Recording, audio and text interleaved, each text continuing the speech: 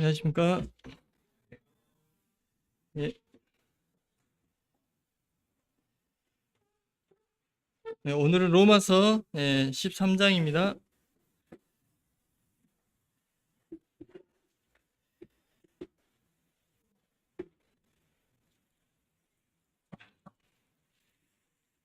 로마서가 끝을 향해서 가고 있습니다. 12장부터가 그 하나님의 은혜를 깨달은 성도들이 어떻게 살아야 되냐, 이제 그 삶의 부분이라고 했잖아요. 12장부터 16장까지.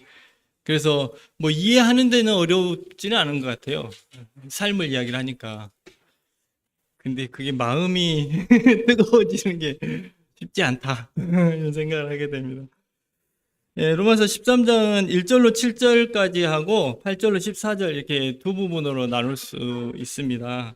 그래서 1절로 7절은 국가 권력자들을 향한 그리스도인의 태도, 8절로 14절은 이웃들을 향한 그리스도인의 태도, 이렇게 나눕니다. 근데 신약자들 사이에서 1절로 7절이 논란이 있대요. 뭐 평생 읽으셨지만 뭐 문제 못 찾으셨잖아요.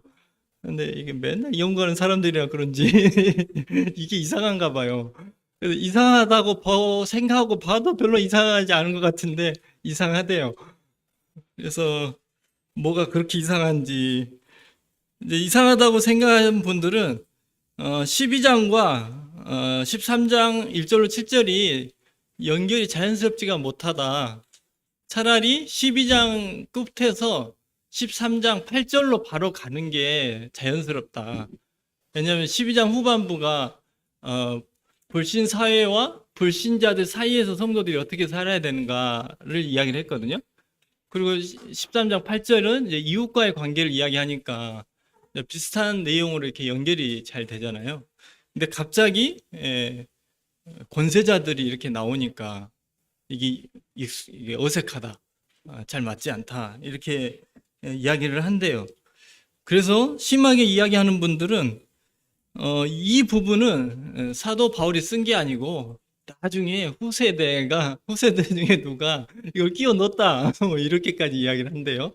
네, 뭐 그런다고 합니다. 학자인데. 근데 이제 그 이게 그렇지, 반대로 생각하시는 분들은 뭐 그렇지 않다. 왜냐하면 이제 12장 후반부에서 하나님께서 원수를 갚아주신다 이렇게 하셨잖아요.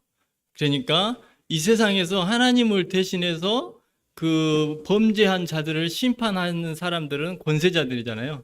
그래서 권세자들에 대해서 이야기하고 있기 때문에 자연스럽다, 또 뭐 이렇게 이야기하는데요. 중요한 내용은 뭐 절대 아닙니다.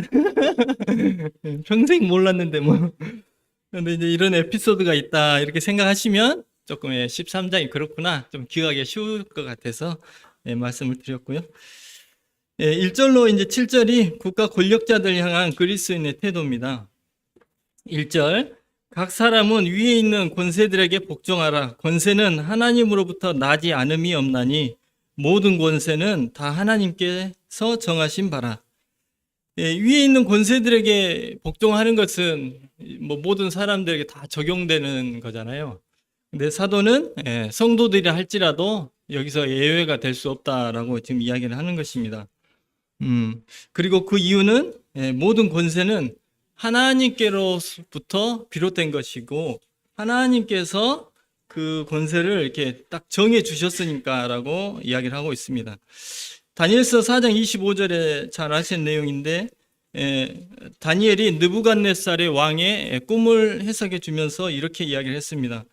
지극히 높으신 자가 인간 나라를 다스리시며 자기 뜻대로 그것을 누구에게든지 주시는 줄을 아시리이다. 우리가 보기에는 대통령이 다스리고 예전에 왕이 다스리고 한 것 같은데 다니엘은 그렇지 않다는 거죠. 하나님께서 이 세상을 직접 다스리고 계신대요. 우리 눈엔 그렇게 안 보이지만. 근데 누구를 통해서 다스리냐면 사람을 통해서, 하나님이 원하시는 자를 통해서 이 세상을 직접 통치하고 계신다고 다니엘은 이야기를 하고 있습니다. 사도 바울 당시 이스라엘은 로마의 식민지였잖아요. 근데 로마의 식민지가 여러 나라들이 있고 여러 민족들이 있는데 그 중에 가장 골치 아팠던 민족이 유대인들이래요. 반란을 많이 일으켜서. 예, 자기 민족도 입장에서 생각하면 독립심이 투철하고 민족 자긍심이 크다 뭐 이렇게 말할 수 있겠죠. 하지만 로마의 입장에서는 아주 골치 아픈 민족이었다고 합니다. 그래서 아주 강하게 탄압도 하고 진압도 하고 이런 일들이 많이 있었다고 해요. 그런데도 사도는 그러한 어찌 보면 자신의 민족의 입장에서는 억울하잖아요. 피해받는 입장이니까. 그래서 저항을 해도 될 것 같은데 사도는 지금 이 말씀을 통해서 그러한 나라의 공권력에 저항하지 말고 반대로 도리어 그들을 존중하라, 그리고 그들에게 복종하라고 권면을 하고 있습니다. 왜냐하면 자신들 지금 탄압하고 있는 이 권세자들도 하나님이 세우셨으니까. 물론 이제 권세자들은 이제 하나님의 방법대로 사람들을 이렇게 통치해야 될 책임이 있죠. 그리고 그들이 한 행위에 대해서는 언젠간 하나님께서 책임을 물으실 것입니다. 2절 말씀, 그러므로 권세를 거스르는 자는 하나님의 명을 거스름이니 거스르는 자들은 심판을 자취하리라. 고린도서 14장 33절에서 하나님은 무질서의 하나님이 아니구나. 그리고 오직 화평의 하나님이시다, 이렇게 이야기를 했습니다. 무질서의 하나님이 아니시고 오직 화평의 하나님이시다, 이렇게 말을 했으니까 무질서하게 되면 이 화평이 깨지는 거죠. 화평과 평안이 깨지는 거예요. 그래서 하나님은 질서의 하나님이시고 화평을 추구하시는 하나님이십니다. 하나님은 세상을 창조하실 때도, 그리고 창조한 이 세상을 이렇게 운행하실 때도 무질서하게 하시는 분이 아니고 질서를 따라서, 화평을 따라서 운행하시는 분이십니다. 즉, 이 명문화된 율법, 이스라엘 민족이 가지고 있는 이 율법, 그리고 이제 나라들이 형성이 되고 그 나라들이 자체적으로 또 법이 있잖아요. 그러한 법이 나기도 전에, 생기기도 전에 하나님은 이미 세상을 통치를 하고 계셨고 통치를 하시는데, 그냥 무질서하게 통치하시는 게 아니라 어떤 원칙을 가지고 질서 있게 통치를 하셨다는 거예요. 평안한 가운데. 우리가 사는 세상의 법은 사람의 지혜로 만들어졌죠. 하나님이 직접 만드신 건 아니잖아요. 사람의 지혜로 만들어졌고, 이 세상을 통치하는 통치자들은 이 법을 가지고 사람들을 이렇게 통치를 해 갑니다. 하지만 사실 이 세상의 법과 그 법을 이용해서 통치하고 있는 이 권세자들은 세상의 질서와 세상의 화평을 위해서 하나님께서 만드신 것이고 하나님께서 택하신 자들입니다. 우리 눈에는 사람이 법을 만들었고, 그러니까 이건 사람의 법이고, 또 사람이 우리를 통치하니까 이건 하나님의 통치가 아니고, 이렇게 오해를 할 수가 있지 않습니까? 근데 사도는 그렇지 않다는 것이죠. 하나님께서는 태초부터 질서와 화평을 추구하는 하나님이세요. 그 하나님의 성품이 이 세상의 법을 통해서, 세상의 통치자를 통해서 이 세상에서 이루어지고 있다는 것입니다. 그러니 이 세상의 법과 이 세상의 권세자들, 통치자들을 거스르는 것, 그것이 하나님의 뜻을 거스르는 행위가 되고 하나님의 심판을 자취하는 결과를 낳게 된다고 지금 사도는 이야기를 하고 있습니다. 3절, 다스리는 자들은 선한 일에 대하여 두려움이 되지 않고 악한 일에 대하여 되나니 내가 권세를 두려워하지 아니하려느냐. 선을 행하라. 그리하면 그에게 칭찬을 받으리라.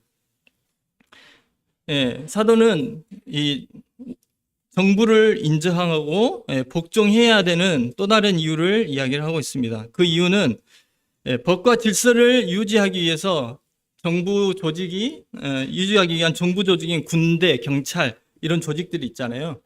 이런 조직이나 법은 이 법을 잘 준수하는 사람들을 두렵게 하고 괴롭게 하기 위해서 만들어진 게 아니잖아요.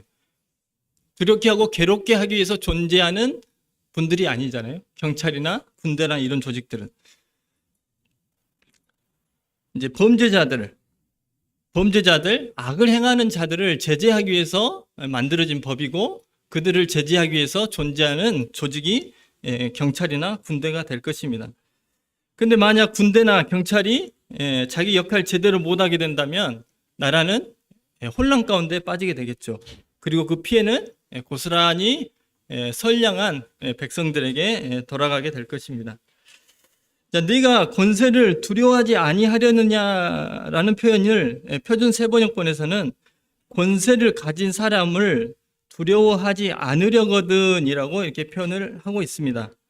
따라서 이 본절 3절의 말씀의 의미는 평화롭고 안전하게 살기를 원한다면 정부에게 복종해야 되고, 그같이 하면 권세자들을 두려워할 필요가 없고, 그다음에 도리어 그들에게 칭찬을 받게 될 거다라고 지금 사도는 이야기를 하고 있습니다. 이스라엘 민족이 지금 로마에 지배하에 있다라는 생각을 가지고 이 말씀을 대하면 조금 더 저희들에게 다가올 것 같아요. 저희들이 지금 현재 법의 나라에 대해서 저항하고 막 그러지 않잖아요. 어떤 상황이 되면 또 그렇게 할 수도 있을지도 모르겠지만, 그래서 그 당시 이스라엘의 상황을 생각하시면 더 교훈을 받을 수 있을 거라 생각이 되어집니다. 4절, 그는 하나님의 사역자가 되어 내게 여기서 유익, 선을 베푸는 자니라. 그러나 내가 악을 행하거든 두려워하라. 그가 공연히 칼을 가지지 아니하였으니 곧 하나님의 사역자가 되어 악을 행하는 자에게 진노하심을 따라 보응하는 자니라. 권세자가 이 4절에서는 다스리는 자로 다시 말이 바뀌어서 표현이 되고 있는데요. 헬라어 원어에서는 디아코노스 해가지고 섬기는 자, 종의 의미라고 합니다. 그래서 다스리는 자들은 이 세상의 고위 관리들이겠죠. 다스린 자들은 자신들이 생각할 때는 자신들이 직접 이 세상을, 이 나라를 다스리는 것처럼 생각할 수도 있지만, 사도는 그들은 단지 하나님의 사역자들, 하나님의 종에 불과하다는 것입니다. 직접 통치를 하시는 분은 하나님이시라는 거죠. 그래서 그들은 하나님이 명하신 대로 사람들을 유익하게 하는 일을 해야 됩니다. 하나님께서 법을 이 세상에 두시고 하나님께서 통치자들을 통해서 이 세상의 질서를 유지하는 이유는 사람들에게 유익을 끼치기 위해서, 사람들에게 평안한 가운데 살 수 있도록 하시기 위해서 하나님께서 그렇게 하셨다는 거예요. 하나님의 성품에서 나온 거죠. 하나님의 사랑의 성품에서.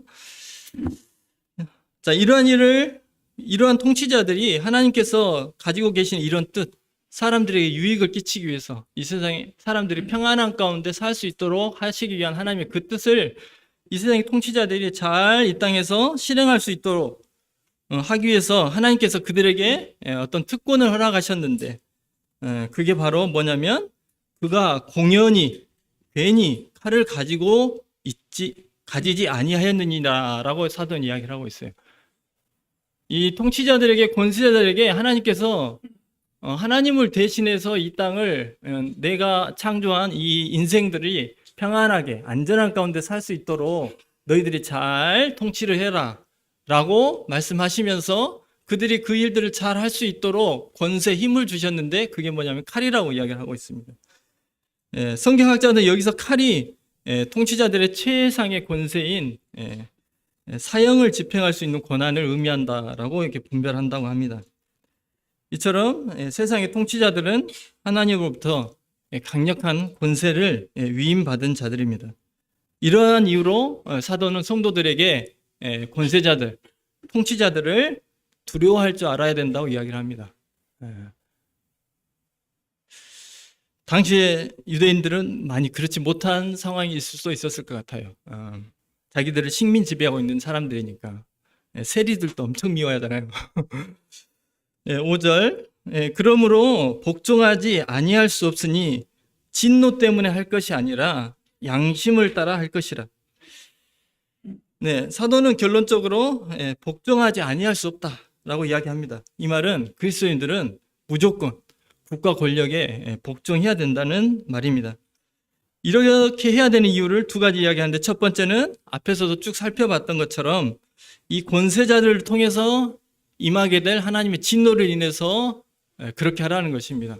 성도들도 이 권세자들, 이 세상의 법을 어기고 그들을 대항하면 하나님께서 이 권세자들을 통해서, 이 세상의 법을 통해서 성도들을 징계를 하신다는 거예요. 심판을 하신다는 것입니다.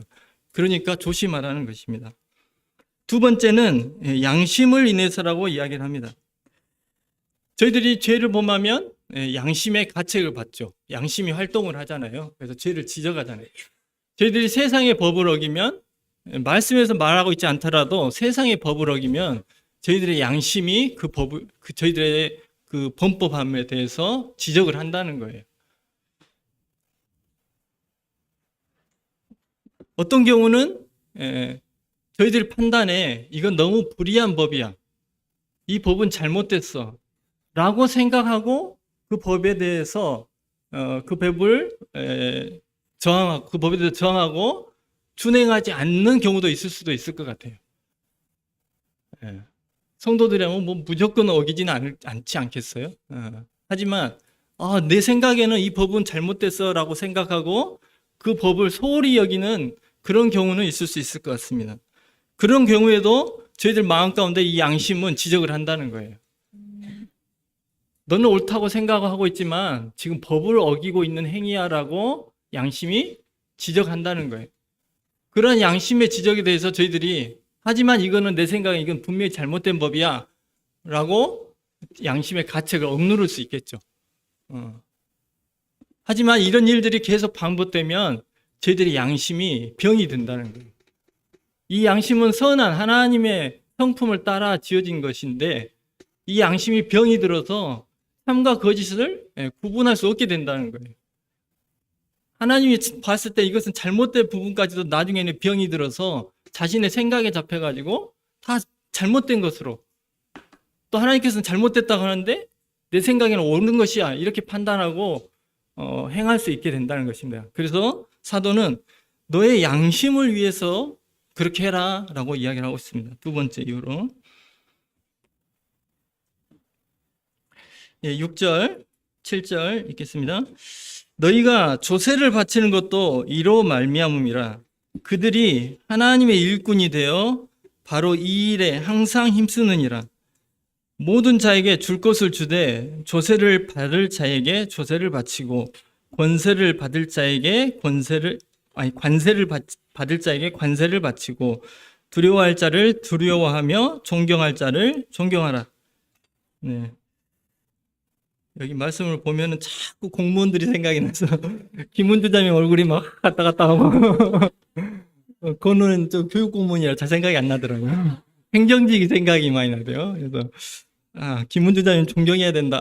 자꾸 이렇게 소리가 들려가지고.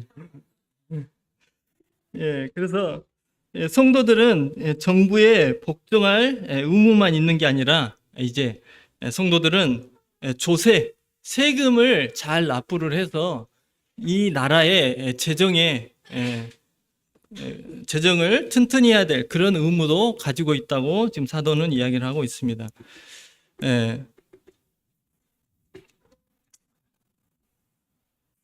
뭐 아시는 대로 방금 전전에 이야기했지만 식민 지배에 있기 때문에 물론 수탈하는 일도 있었을 거예요.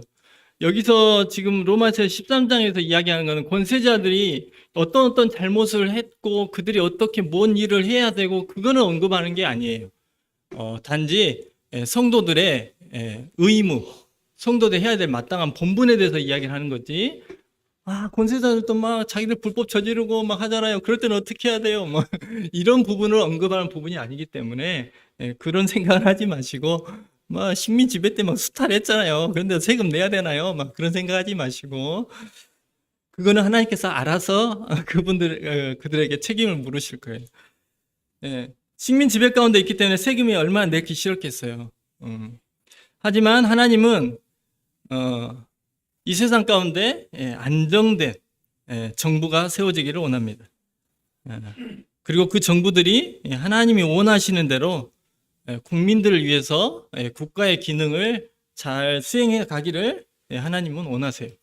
좀 전에 말씀드린 대로 왜냐하면 하나님이 사랑하는 이 사람들이 이 세상 가운데 살 때도 안정하고 평안한 가운데 살 수 있도록 하시기 위해서, 그걸 원하시니까. 비록 식민 지배하에 있더라도. 근데 나라가 돈이 없으면 평안한 가운데 있을 수가 없잖아요. 필리핀. 지금 이번에 뉴스 남아공도 나오더라고요. 남아공도 굉장히 그 흑인 정부가 들어온 이후로 굉장히 나라가 안 좋대요. 경제가 안 좋대요. 그래서 다시 백인 대통령이 세워질 수도 있다. 뭐 이런 예상, 이번에는 안 되겠지만 언젠가 세워질 수도 있다. 이런 예상까지 나온다고 하더라고요. 나라가 돈이 없으니 경찰을 고용할 수가 없잖아요. 그러니까 치안이 유지가 안 되죠. 그러니까 범죄가 뭐 난입하죠. 그래서 가게 하시는 분들은 사설 경찰을 또 고용해 갖고 이렇게 해야 되고, 필리핀이나 동남아 쪽도 많이 그러거든요. 그래서 나라가 재정적으로 어려워지면 그 곤란함이 어디로 가냐면 결국은 고스란하게 백성들에게 간다는 것입니다. 그러니까 세금을 잘 납부를 하라는 거예요. 하나님의 뜻이에요. 세금 낼 때 얼마나 아까워요. 자기가 잘못하고 내는 그 범칙금도 안 갚잖아요. 범칙금 낼 때가 제일 속상하고 아깝더라고요. 근데 정당한 세금 내기도 얼마나 아깝겠어요. 잘못한 거 내는데도 아까운데. 어떻게든 줄이려고 하죠. 세금 잘 내시래요. 그게 하나님의 뜻이랍니다. 그게 하나님이 뭐 권세자들 잘 먹고 잘 살아라, 너희들 뭐 비리 저질러서 부축적해라, 하나님 그 목적을 하시는 게 아니라 이렇게 해야지 너희들이 보호를 받으니까, 너희들이 평안한 가운데 안전한 가운데 살 수 있다라고 말씀을 하고 계십니다. 7절 읽었죠? 성도들은 천국의 시민이 되었죠. 하지만 천국의 시민이 되었다고 해서 이 나라의 세금, 이 나라의 시민으로서의 의무를 저버리면 안 된다는 것입니다. 또한 하나님의 뜻을 따라서 이러한 일을 하고 있는 권세자들을, 김은주 자매님을 하나님의 일꾼으로 생각하고 두려워하고 존경할 줄 알아야 합니다. 존경합니다. 공무원들 고생합니다. 그래서 윌리엄 맥도날드 님이 신자주석에서 이렇게 말씀을 하셨어요. 그리스도인들은 대통령이나 수상 제도도 있잖아요. 영국처럼 수상의 명예를 실추시키는 이야기에 가담해서는 안 된다. 정치적인 이야기로 온 세상이 시끌시끌할 때에도 그리스도인들은 국가의 지도자를 비방하는 데 참여하기를 거절해야 된다. 다들 찔리실 거라 생각이 됩니다. 이웃모님 때문에. 제가 이렇게 정치에 관심을 둔 적이 없는 것 같아요. 박근혜 대통령 탄핵 사건 때도 뭐 이렇게 별로 관심이 없었는데 정말 관심이 가네요. 너무 저의 관심을 끌게 하더라고요. 답답함 막 이렇게 해서. 그래서 막 형제들끼리 막 이런 이야기 할 때도 있고, 혼자서 뉴스 보다가 도대체 왜 저러는 거야 막 이렇게 생각할 때도 있었는데, 저희가 잘 아는 윌리엄 맥도날드님 그러면 안 된대요. 저희가 지금 읽고 있는 이 로마서 말씀을 근거로 해서 그러지 말랍니다.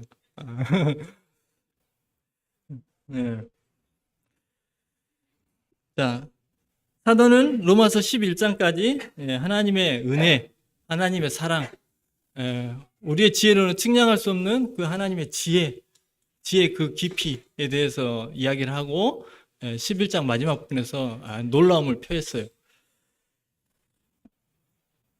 그리고 지금 사도는 이제 12장부터는 이제 그 하나님의 사랑과 은혜와 그 지혜에 대해서 알게 된 성도들이 이 세상에서 나타내야 될 이 그리스도인으로서의 품격에 대해서 지금 이야기를 하는 거예요. 세상 사람이라면 이 하나님의 사랑에 대해서, 은혜에 대해서, 그분의 지혜에 대해서 깨닫지 못한 사람들이라면 이야기를 할 필요가 없죠. 예, 뭐 임금님 욕은 누구도 할 수 있다. 뭐 임금님 욕도 할 수 있다. 뭐 이렇게 하면서 대통령 그 정도 비판 못 하겠어요? 다 할 수 있죠. 이 자유주의 국가에서. 근데 성도들은 안 된대요. 그게 성도의 품위에 맞지가 않대요. 자, 그렇게 은혜가 많으시고 그렇게 지혜가 풍성하신 하나님께서 윤석열 대통령을 세우신 거예요.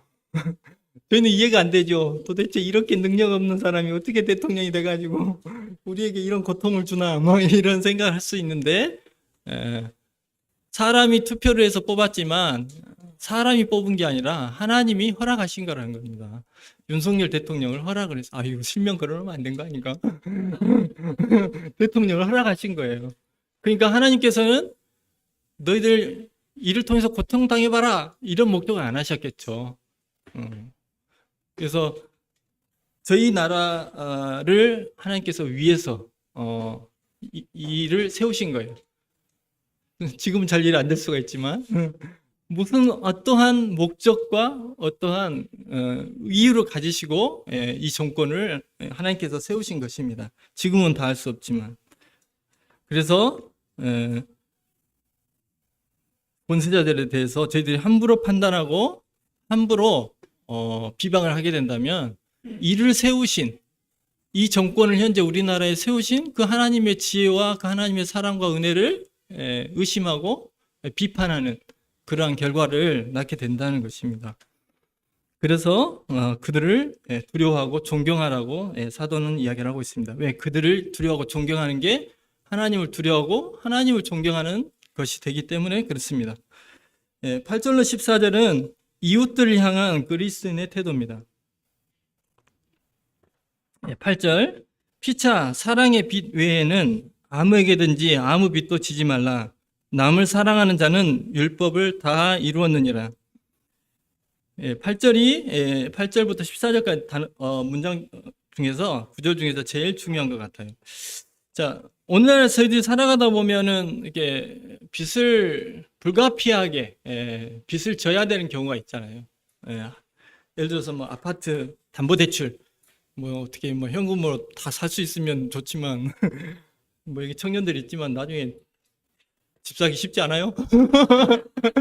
광주도 집값 비쌉니다 요즘. 어쩔 수 없이 담보대출을 받아야 돼요. 주택담보대출 받아야 돼요. 또 학생들도 공부를 하고 싶지만 가정이 어려우면 학자금 대출 받잖아요. 그게 잘못된 게 아니잖아요. 요즘 차값 얼마나 비쌉니까? 뭐 싼 것이 3천만 원 말이 됩니까 이게? 이러니 어쩔 수 없이 또 할부를 해야죠. 사업하려면 다 자기 돈을 하면 좋지만 안 되잖아요. 그래서 대출도 받고 개인적으로 빌리기도 하죠. 이렇게 불가피한 경우가 있습니다. 그래서 이 본절의 말씀이 이러한 경우에도 절대 빚지지 말라라는 말씀은 아닐 거예요. 그래서 윌리엄 맥도날드님이든 뭐 다른 성경학자들이 모두 다 이건 절대 빚지지 마라 그런 말이 아니라, 빚을 졌다면 그 빚을 제때제때 잘 갚아라 라고 의미를 해석합니다. 즉 성도들은 상환 만기를 지키지 못할 만큼 빚을 지지 말아야 된다는 것입니다. 자기가 할 수 있는 능력만큼 빚을 지고 그 빚을 대출을 받았다면 그것을 기한 내에 갚으라고 이야기를 합니다. 그래서 윌리엄 맥도날드 신자주에서 이렇게 이야기를 하셨어요. 이러한 상황을 만들지 않기 위해서 성도들이 가져야 될 원리 3가지라고 이렇게 이야기하셨는데, 첫 번째는 꼭 필요하지 않는 물건을 사기 위해서 빚을 내지 마라, 빚지지 마라. 다음 두 번째는 할부 구입을 습관화해서 이자가 눈덩이처럼 불어나게 하지 마라.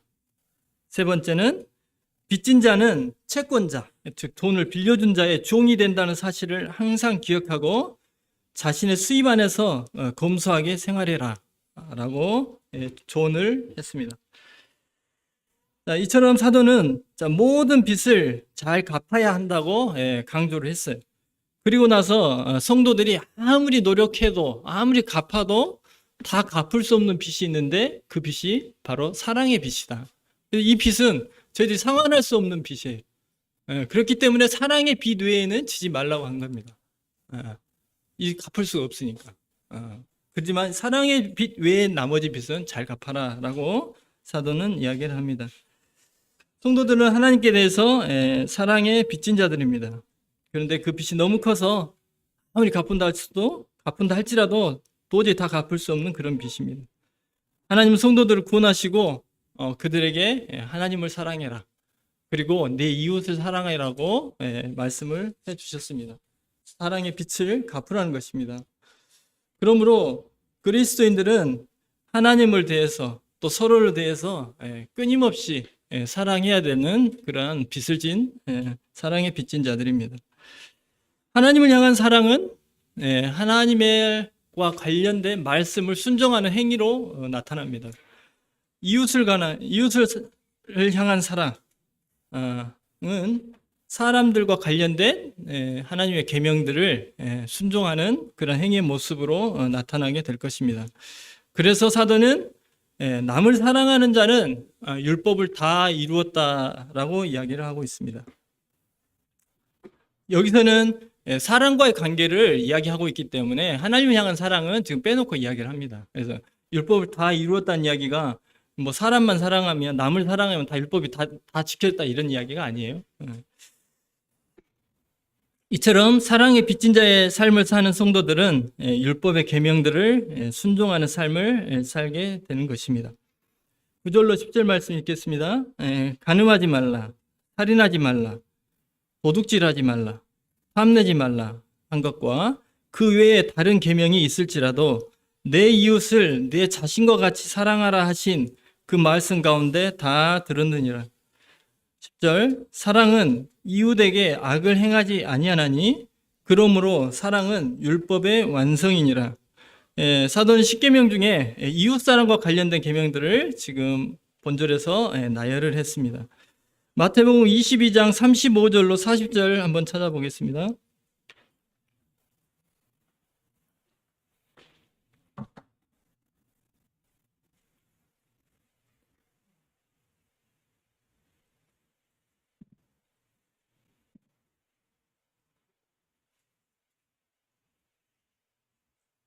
읽어드리겠습니다.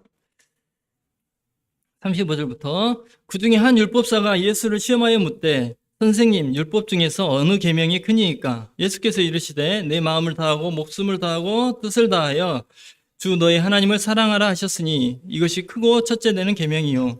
둘째도 그와 같으니 내 이웃을 내 자신같이 사랑하라 하셨으니 이 두 계명이 온 율법과 선지자의 강령이니라.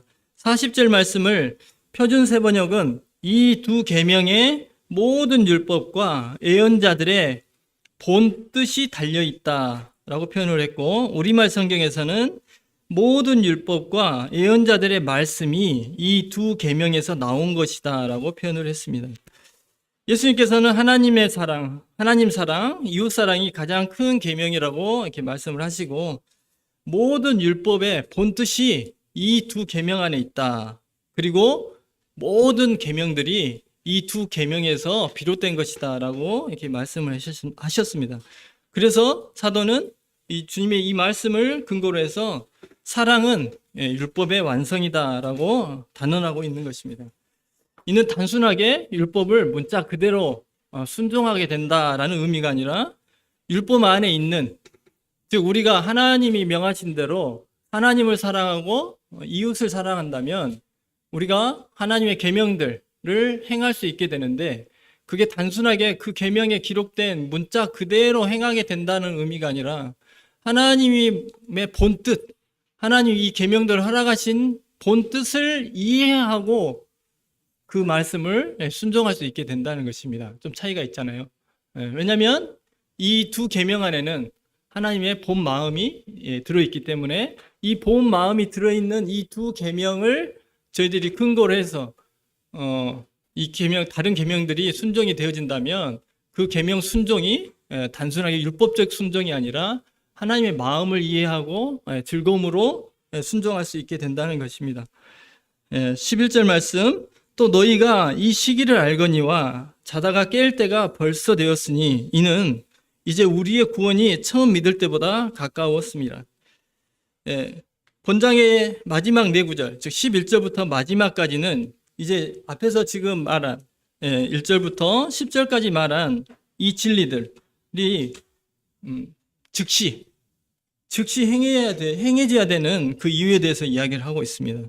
그 이유는 우리의 구원이, 여기서 구원은 실제적으로 천국에 가게 되는, 이 세상에서 구원받아 이게 천국에 가게 되는 그 구원을 의미하는 거겠죠. 우리의 구원이 이게 주님의 강림을 통해서든 우리의 구원이 처음 믿을 때보다 가까워졌기 때문에 이제 잠이나 자면서 보낼 시간이 없고 지금 바로 앞에서 말한 1절부터 10절까지 말한 그 생활의 삶의 원리를 따라서 살아야 된다고 지금 사도는 이야기를 합니다. 예수 그리스도의 강림의 날은 성도들에게는 천국에 입성하게 되는 기쁨의 날이지만 불신자 입장에서 보면 은혜의 때가 마감이 되는 날입니다. 주님께서 강림하시면 이제 불신자들은 더 이상 은혜로 구원을 받을 수가 없습니다. 믿음으로 구원을 받지 못하게 됩니다. 우리가 이 세상에서 하루를 보내면 주님의 강림이 하루 가까워지는 거예요. 우리가 이 세상에 하루를 보내면 우리의 저 천국 입성이 하루 더 가까워지는 것입니다. 그런데 안타까운 일은 우리가 이 세상에 하루를 보내면 불신자들을 위한 은혜의 때가 하루가 줄어드는 거예요. 그리고 이 세상에서 성도들이 불신자를 위해서, 하나님을 위해서 살 수 있는 기간이 하루 줄어드는 것입니다. 사도는 주의 강림을 그러한 측면에서 보고 있습니다. 그래서 시간이 많다 생각하지 말고 지금 내가 이 말한 이 일들을 즉시 행하라는 것입니다. 시간이 없다고 사도는 이야기를 하고 있습니다. 12절, 밤이 깊고 낮이 가까웠으니 그러므로 우리가 어둠의 일을 벗고 빛의 갑옷을 입자. 밤은 영적으로 어두운 세상의 현 상태를 이야기를 하겠죠. 낮은 성도들의 구원의 날을 의미할 것입니다. 사도가 가르치고자 하는 바는 영적인 밤이 깊었다는 것은, 세상에도 그런 말이 있잖아요. 영적인 밤이 깊었다는 것은 이제 성도들의 구원의 날이 가까웠다는 것을 의미한다라고 이야기하고 있습니다. 그러니 이제 어둠의 일, 이 세상에 속한 것들, 이 세상의 삶의 방법, 이러한 것들을 벗어버리고 빛의 갑옷을 입자고 성도들을 권하고 있습니다. 그런데 사도가 로마 교회 성도들에게 이러한 권면을 한 지가 벌써 2000년이 지났습니다. 2000년 전에 사도께서 시간이 없다, 주님께서 꼭 강림하신다, 주님께서 꼭 강림하시면 너희들이 이 세상에서 일할 시간이 없다, 이 불신자들을 구원할 시간이 없다 라고 이렇게 권면하신 지가 벌써 2000년이 지났습니다. 현재 2000년이 거의 2000년이 지난 이 시점에서 저희들이 이 권면을 받고 있습니다. 저희들에게 사도가 한 이 권면이 무의미하고 무가치한 것입니까? 절대 그렇지 않을 것입니다. 그래서 사도 베드로는 자신의 서신에서 이러한 의문에 대해서 미리 대답을 잘 해주셨다 생각이 됩니다. 베드로후서 3장 8절로 13절입니다.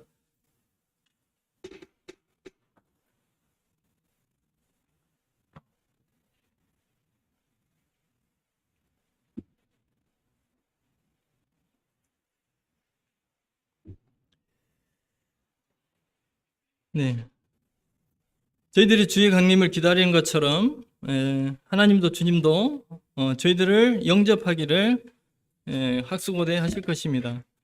하지만 하나님의 마음은 성도들만을 생각할 수는 없습니다. 읽어드리겠습니다. 사랑하는 자들아, 주께는 하루가 천년 같고 천년이 하루 같다는 이 한 가지를 잊지 말라. 주의 약속은 어떤 이에 더디다고 생각하는 것 같이 더딘 것이 아니라 오직 주께서는 너희에 대하여 오래 참으사 아무도 멸망하지 아니하고 다 회개하기에 이르기를 원하시느니라.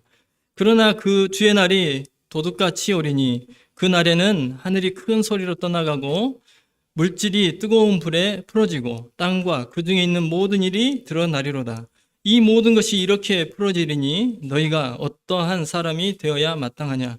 거룩한 행실과 경건함으로 하나님의 날이 임하기를 바라보고 간절히 사모하라. 그날에 하늘이 불에 타서 풀어지고 물질이 뜨거운 불에 녹아지려니와 우리는 그의 약속대로 의가 있는 곳인 새 하늘과 새 땅을 바라보도다. 예, 현 시대 성도들은 사도 베드로의 이러한 권면을 마음에 새기고 살아가야 할 것입니다. 저희들 주의 강림이 저희도 구원을 받을 초기부터 주님 오실 날이 얼마 남지 않았다고 많이 들었습니다. 하지만 아직도 주님은 오시지 않았습니다. 저희들의 마음은 나태해졌을 수도 있습니다. 하지만 하나님의 마음을 저희들이 느꼈으면 좋겠습니다. 하나님의 마음은 지금이라도 당장 오시고 싶으시겠지만 불신자들을 생각하면, 그들의 멸망을 생각하면 하나님은 오실 수가 없는 거죠. 하지만 약속을 하셨습니다. 언젠가는 오시겠다고, 언젠가는 이 세상을 다 멸하겠다고 약속을 하셨습니다. 우리가 그 기한을 알면 좋겠지만 그때를 알 수가 없습니다. 그때를 알 수 없으면 더 불안해야 정상이거든요. 그러잖아요. 그때를 모르면 더 불안해야 정상인데 저희들은 더 평안하게 살고 있다 하는 생각을 하게 됐습니다. 그래서 베드로 사도의 이러한 권면을 마음에 새기고 주님이 갑자기 도둑같이 오신다고 하셨습니다. 항상 급한 마음을 가지고 2000년 전에 사도가 권면했던 것처럼 때가 곧 이른다, 때가 얼마 남지 않았다 라는 그 권면을 마음에 새기고 살아갔으면 좋겠습니다. 13절, 낮에와 같이 단정히 행하고 방탕하거나 술 취하지 말며 음란하거나 호색하지 말며 다투거나 시기하지 말고. 낮에와 같이 단정히 행하고는 영적인 밤과 같은 세상과는 다른 삶을 살라는 의미입니다. 그리고 사도는 성도들의 생활 방식과 전혀 맞지 않는 이 세상 사람들의 삶의 특징을 6가지를 이렇게 나열을 했습니다. 그 6가지는 각각 2개씩 세 묶음으로 나눌 수 있습니다. 첫 번째 묶음은 음주와 관련된, 술과 관련된 방탕함과 술 취함입니다. 이것은 자기 통제력을 상실한 상태를 가리키겠죠. 갈라디아서 5장에서 보면은 육신의 일은 분명하니 곧 음행과 더러운 것과 이렇게 해서 쭉 나열하는 부분이 있거든요. 즉 죄악된 육체가 행하는 것들을 쭉 나열하고 있는데 그 중에 술 취함과 방탕함이 있습니다. 즉 술 취함과 방탕함은 우리의 죄악된 육체에서 나오는 것이라는 것입니다. 그러니까 저희들은 술을 정당화하면 안 됩니다. 성도들. 구약 성경에서도 먹던데 막 이렇게 하면 안 됩니다. 사도 성경에서 분명히 술 취함과 방탕함은 우리의 죄악된 육체에서 나온 것이라고 이야기를 하고 있습니다. 술 취함과 방탕이 상징한 게 뭡니까? 자기 통제력을 잃어버리는 것입니다. 이것은 육체의 행위입니다. 이것은 성도들의 삶의 방식과는 맞지 않다라고 이야기를 하고 있습니다. 두 번째는 육체적 활락과 관련된 음란과 호색입니다. 음란은 성적인 타락을 이야기를 하고, 호색은 헬라어로 아셀게이아라는 단어인데 바클레이라는 학자는 이 단어에 대해서 이렇게 이야기를 했습니다. 읽어드리겠습니다. 이것은 헬라어에서 가장 추악한 단어 중에 하나이다. 이 단어가 묘사하는 그 사람은 자신의 부끄러움을 감추려는 시도도 하지 않는다. 오히려 그는 그 수치를 과시하는 데서 참된 행복에 젖어든다.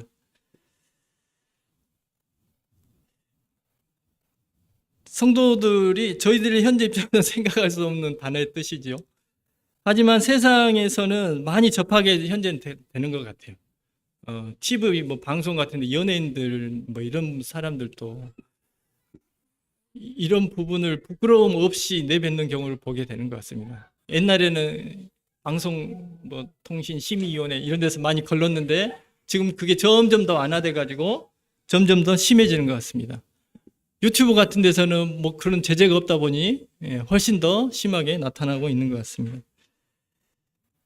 자기들의 부끄러움을 자랑을 하는 그러한 세상 사람들의 그 삶의 방식. 세상 사람들은 그걸 부끄러운 줄 몰라요. 도리어 부러워하는 사람들도 있어요. 나는 저렇게 못 사는데 저 사람 저렇게 살 수 있는 능력자야. 이렇게 하면서 부러워하는 사람도 있습니다. 음란과 호색은 성도들의 삶에서 절대 있어서는 안 되는 모습입니다. 사도가 이러한 권면을 하는 것은 얼마든지 성도들도 이러한 행위로 갈 수 있는 가능성이 있기 때문에 하는 것입니다. 저희들이 음란의 행위를 더 나아가서 지금 입에 더 담기 부끄러운 이런 호색의 행위로 나는 가지 않는다라고 자신할 수 있는 사람은 없거든요. 왜냐하면 우리도 죄악된 육체를 지금 가지고 있기 때문에 그렇습니다. 그래서 음란과 호색이 나의 삶 가운데서 나타나지 않도록 항상 주의를 해야 됩니다. 경계를 해야 됩니다. 세 번째는 다투는 것과 시기, 즉 자기 주장을 하는 그런 모습입니다. 다투거나 시기하는 사람은 항상 자기를 높은 자리에 올리기를 원하고 자신의 우월함을 나타내기를 원하고 자신의 명성을 나타내고 명성을 얻기를 원합니다. 그것을 위해서라면 어떤 일도 자행하는 그런 모습을 나타내기도 합니다. 사도는 로마서 12장 10절에서 존경하기를 서로 먼저 해라. 상대방을 먼저 존경해라라고 이야기를 했습니다. 높은 자리를 상대방에게 넘겨줘라. 그래서 다투는 것과 시기는 성도의 삶의 방식과는 또한 어울리지 않는 것들입니다.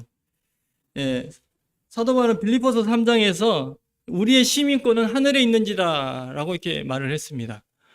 우리의 시민권은 하늘에 있죠. 우리는 하늘, 천국의 시민들이니까.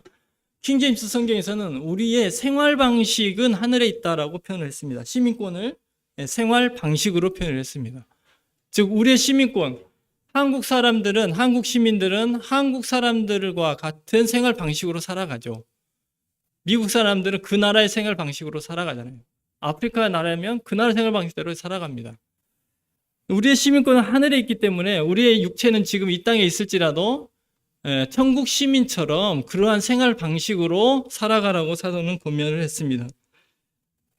우리가 이 땅에 살기 때문에 이 땅 사람들이 그렇게 사는 삶, 그렇게 행동하는 거 괜찮아. 그 정도는 괜찮아. 하면서 위로를 해준다든지 도리어 격려를 해준다든지 잘한다고 칭찬한다고 해서 그것이 성도들의 합당한 모습이 아니라는 것입니다.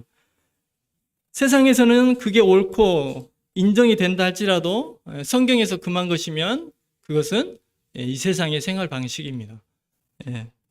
하늘의 생활 방식이 아닙니다.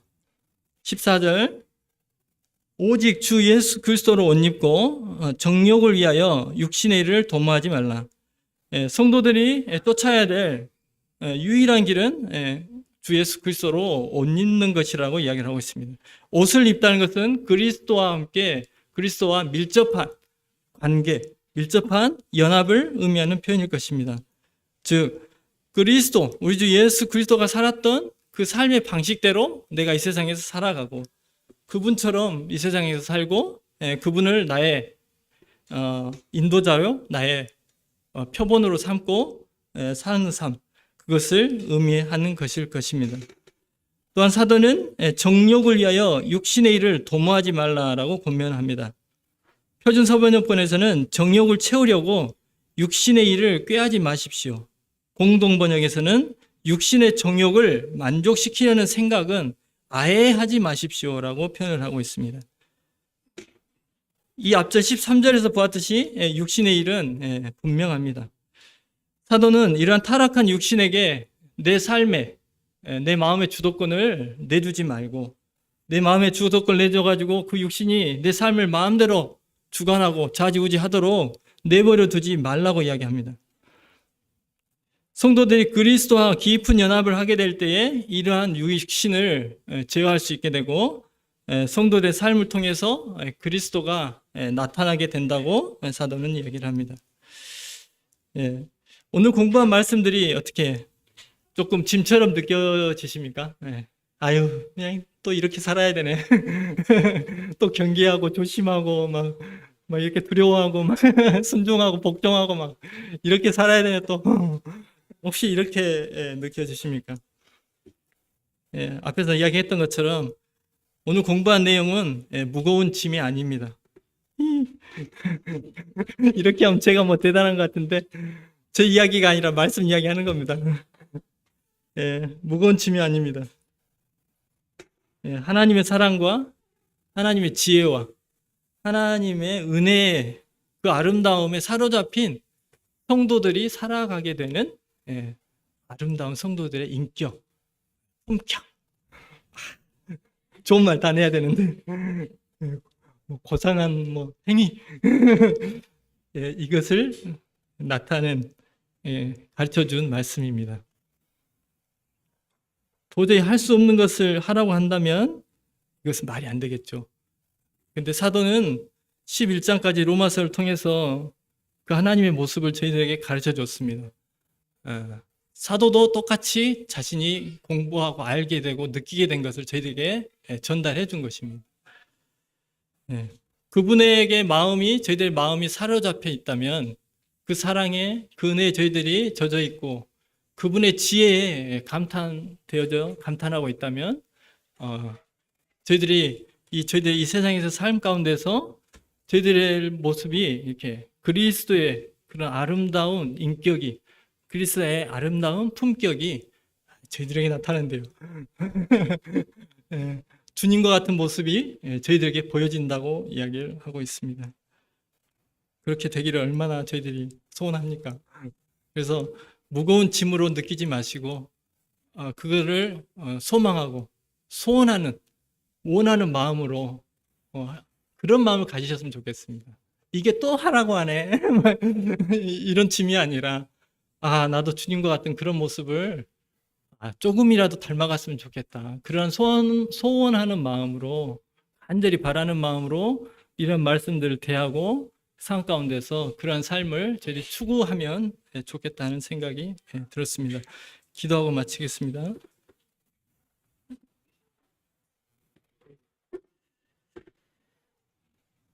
아버지 하나님,